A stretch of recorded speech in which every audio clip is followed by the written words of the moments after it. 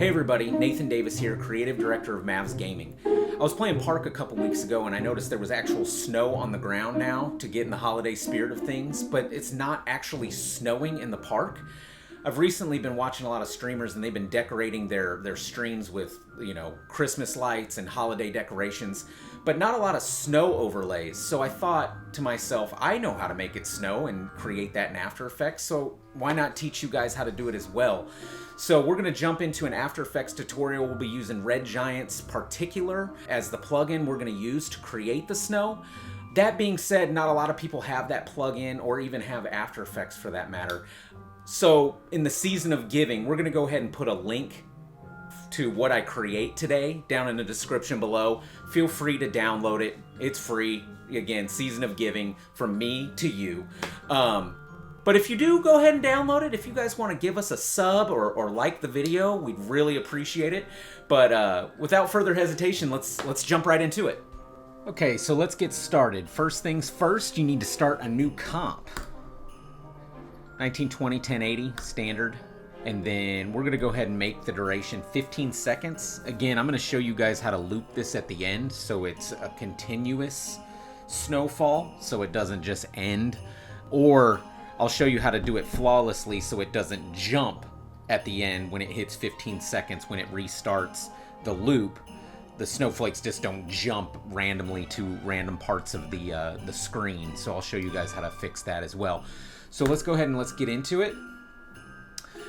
The first thing you're going to want to do is create a new solid. So new solid. Doesn't matter the color or anything. It's a random brown color. I don't even know what I was doing with that, deep orange. But as soon as you add particular, that it'll all go away. So it doesn't even matter. So let's go ahead and add particular now. Go up to effects, RG trap code, particular. And now you should see the emitter start. Let's go ahead and lower the res so my RAM previews are a little faster. You see the particles coming out from the center. We're just going to start going down the line here. The first thing is the emitter, and this is probably the most important piece.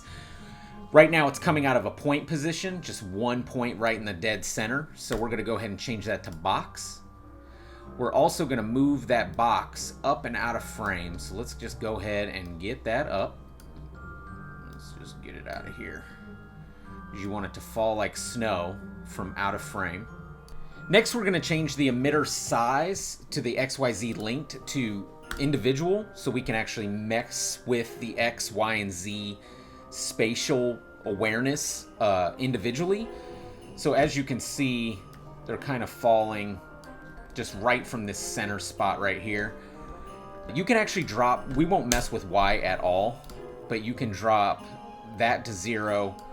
We're gonna increase X up to roughly let's just go 2000. And Z, the distance, in Z space, going away from you in 3-dimensional space, we're gonna go ahead and do that at 2000 as well. So the emissions, we need to pre-roll it so it doesn't just start. So it will already be started once it's going. 10 was not enough. Let's go ahead and do 50.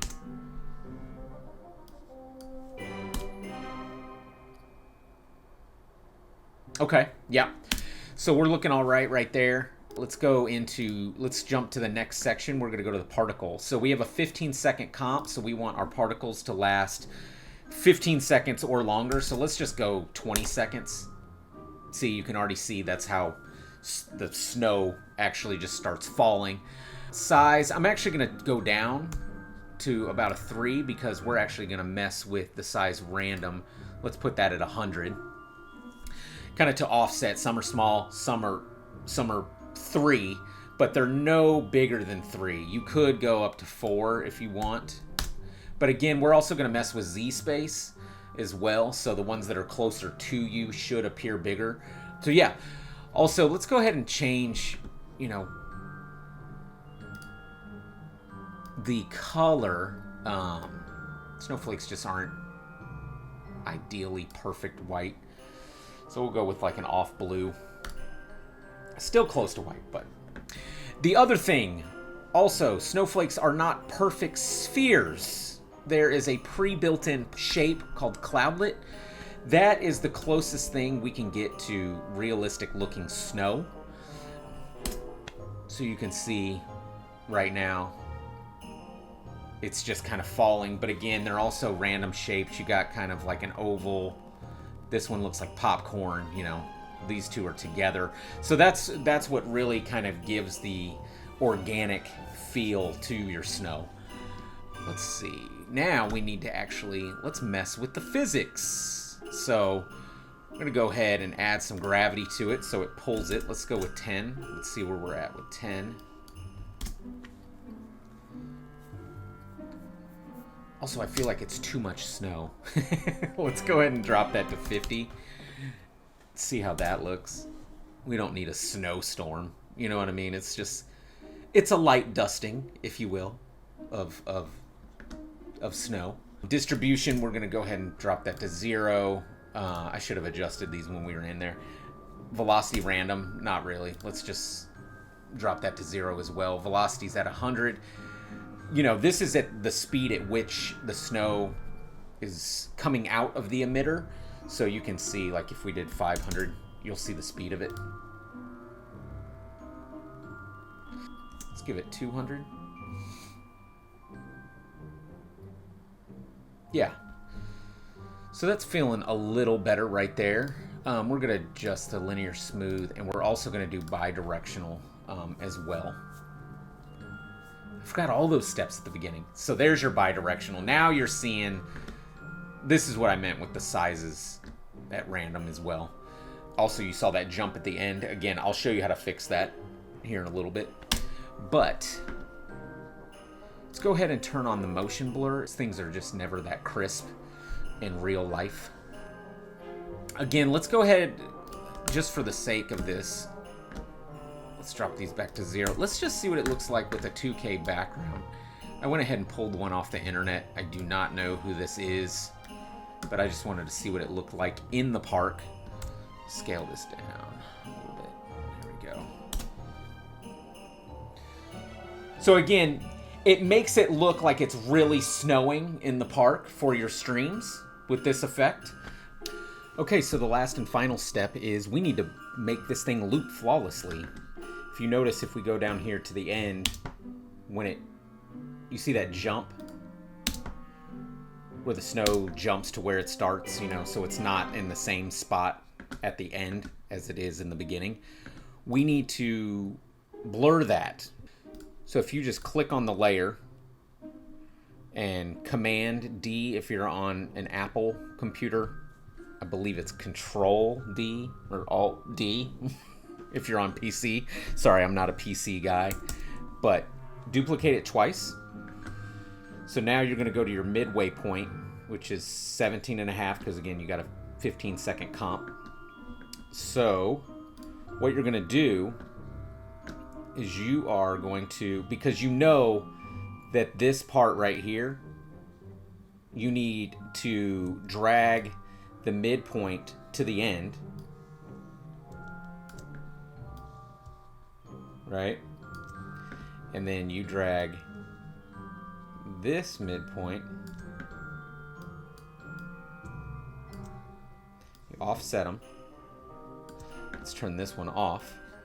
So now you should, well, that's the jump at the end, but when you go to the, do you guys see that? There was no jump going from the beginning, or from the end to the beginning now. So now you just have to blur this transition, because again, that's still the jump. You just moved the jump to the middle, right? So that's what this third layer is about.